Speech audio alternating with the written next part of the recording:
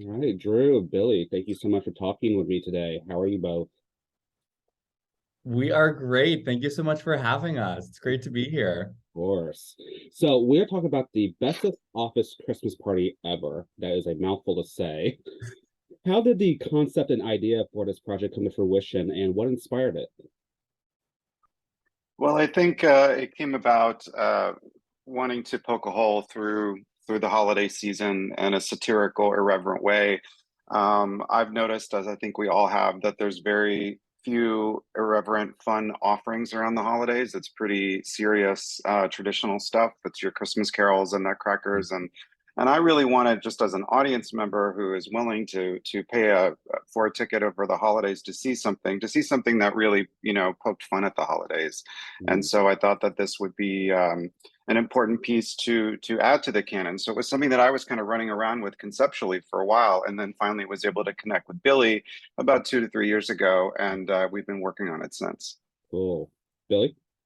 Yeah, no, I am so grateful that Drew brought me along for this project. I think our mentalities just really clicked on exactly what this world needed to sound like and needed to feel like.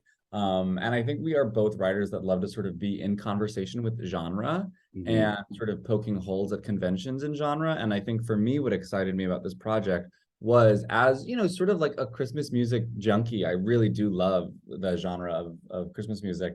I was able to sort of poke fun at those conventions, right? Hmm. And build a soundscape that both paid tribute to and completely eviscerated at the same time. And that has been sort of the joy of this is, finding both the things to love about the holiday season and absolutely despise and bring them together in a meaningful way. Awesome, very nice.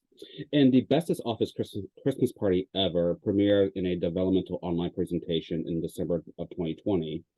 And so, what was the decision behind releasing an EP now? Well, I think that we have worked on a few new musical numbers actually this year. So there's been some additions to the score. One of which is one of the songs featured, which is that bitch face David. That's a Mhm. newer piece. And so I think we've enjoyed developing this online through the pandemic, but we wanted to premiere this or give a sampling of this in another way. So it's just a way of sort of teasing people with this material and getting it out there, and then also being able to really realize it with people like Mary Testa and Paige Turner and the rest of the singers that we have. And it was incredible to have them walk in and knock these recordings out in 30 minutes basically, like the true professionals they are. So Mhm. so this has been something we've been talking about all year. Okay, Mm. great. Sex Machine Robot that Mary Testa sings is also a new song from this year. And I think the Yeah. minute that we wrote that, we were like, yeah, this is fun when it's Billy playing it at the piano and singing it kind of badly. But what happens if we get like that female legend to come in and slay the song? And I cannot tell you like the life that she brings to this number, which is probably Yeah. the most ridiculous thing that Drew or I have ever written. I take that Yeah. back immediately after having said that. It's far from the most ridiculous thing we've ever written, but it's up there. It's in the top Okay, five. cool. Absolutely. And yeah, so I think that was just like one of the great joys. Was hearing a lot of these songs with incredible performers for the first time was enough of an impetus to make it happen. Awesome. And so there are initially more songs than just the four that are featured on the Yeah. EP. Okay. Yeah, it's a full-length musical that we are, continuing to shop around and, hopefully we'll be able to share with audiences next year. Yeah, that'd be awesome. Nice. So how has the EP been received by listeners so far?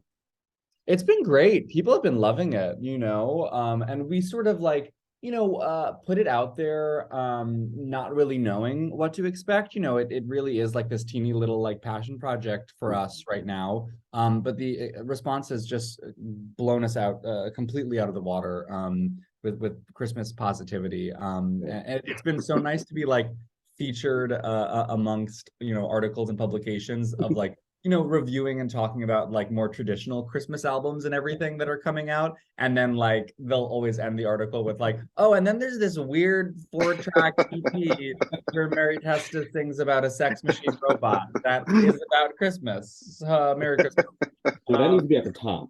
yeah, absolutely. That's what I said. That is the byline, y'all. Come Yes. on. So yeah, so it's just been really nice to like be a part of the holiday season in a meaningful way.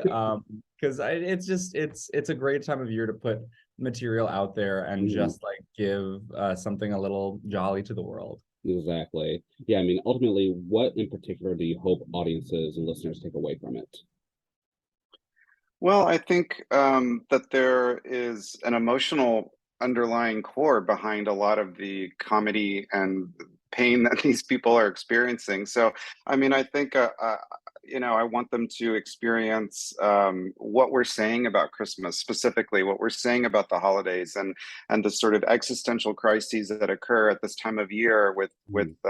and they reach a boiling point. And so, I think that that will resonate. I don't think that you totally get the full deal from just four songs of where we go with that. But I think we want them cracking up, but also seeing themselves being a little sad too at Mhm. this time of year. Mhm, for sure. Yeah, so selfishly, I think we also want people to get this little taste of four songs from this show and then go stand outside their local theaters with pitchforks and say, you must produce this show next Christmas season. I So think that's a biggie for us there's too. a hidden agenda behind Yeah, it. exactly, exactly. Well, I from mean, the hopefully it becomes a part of a yearly tradition for people. I mean, that would be our goal is to have this up there with maybe it's you go to the Christmas Carol first, right? But you go to the second stage to go and see this. And so, we hope it catches on and Mhm. in a fun way it really has just with four songs, Mhm. with the conversations Yeah. we've been having. That's what Awesome. we've always said. It's like this is the kind of show where like you do that double header, right? You go see a Mhm. Christmas Carol at 5:30, you go get some spiked eggnog, you get a cocktail at the bar, you go down and see the Bestest Office Christmas party and like the basement of the theater. It's like, are we even still in the theater? Are we still in the state? Well, from the four tracks, which one is your absolute favorite and why? Oh, that's impossible. You can't ask us that. But They're all so different. It's like asking to choose your favorite child. I I would don't know. say I think the Santa for me is like such a classic heartbeat of Drew and mine's collaboration Mhm. on this project specifically. I think that's probably the oldest song to remain like as Yeah. is on this Hmm. EP. I think that was probably the first thing that we wrote years ago when we started, brainstorming the show. And it has pretty much remained intact. Like I even think like for the track, like when I was orchestrating it, I just took the demo track and layered on all the other instruments, everything. Like that is how little it has changed. It's very easy for me. It saved me some time. But yeah, and we just have and we've had some amazing performers sing that on this, including Deb Radloff and Paige Turner, who have been with Mhm. this show for this entire developmental process, Cool. and just really understand the world building of this piece and are just so quick to jump into that and key into it when we work on this show with them. So it's just really nice to have this like forever version of that song with them. Hmm. Mhm. Awesome. Very That's so true. That has not changed at all. You're so right. I love that number and I listen to it a lot. But I really like the opening. I just love how we slowly get to know this world. And even with Billy's, just with that first chord that kind of rings, you can just sort of see the office windows opening and seeing these poor people that work an adult diaper factory dressed as elves begin to sort of tell you their dilemma. And so I really like the opening number also because it's two numbers combined into one. It used to be two different musical numbers, and we've combined them, and I think that that works really well. awesome. I think Very it nice. slightly rivals the prologue of Into the Woods, personally, but that's just me. Yeah. Yeah, no, the ragtime opening number is really what I was going for with that, actually. So, what are your holiday plans this year? Uh, Um, I am going to be in Miami, music supervising a couple shows, new shows on a new ship that is being built with MSC Cruise Lines. And then I am off on the 23rd and heading home to Long Island and with the family, and we'll catch up on all of the holiday movies that came out this year that I've not yet watched. Mostly just the Lindsay Lohan Falling for Yes. Christmas movie, which I've watched 6 times. Very nice. And Drew?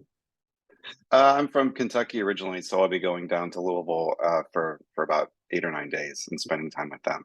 Awesome. Very nice. Well, then before we wrap up, are there any other upcoming projects or anything else you would like to mention or plug at this time?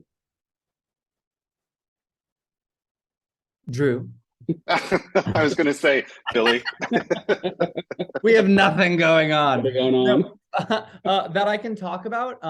I would love for folks to check out Little Black Book, which we have talked about before. Denny, it's still streaming. We have some exciting announcements with that show coming in the new year. But in the meantime, you can take a listen to this concept album about the life and times of Heidi Fleiss, as sung by 11 Broadway leading ladies everywhere you listen to your music. Perfect. Drew, anything from you? And I would that I can talk about. No, but I would say I've got another musical as well that I worked with another composer called The New Peggy, and we have the full album up on thenewpeggy.com, and it's also on iTunes as well. So it's another strange musical that's much darker than this one. So I'd love for people to check that out. It stars Anne Harada. She does a wonderful job as the title role. Great, perfect. Billy, how can one stay up to date with you? Yeah, you can follow me on Instagram at the Billy Recce and on Twitter at just Billy Recce. I'm not the Billy Recce on Twitter.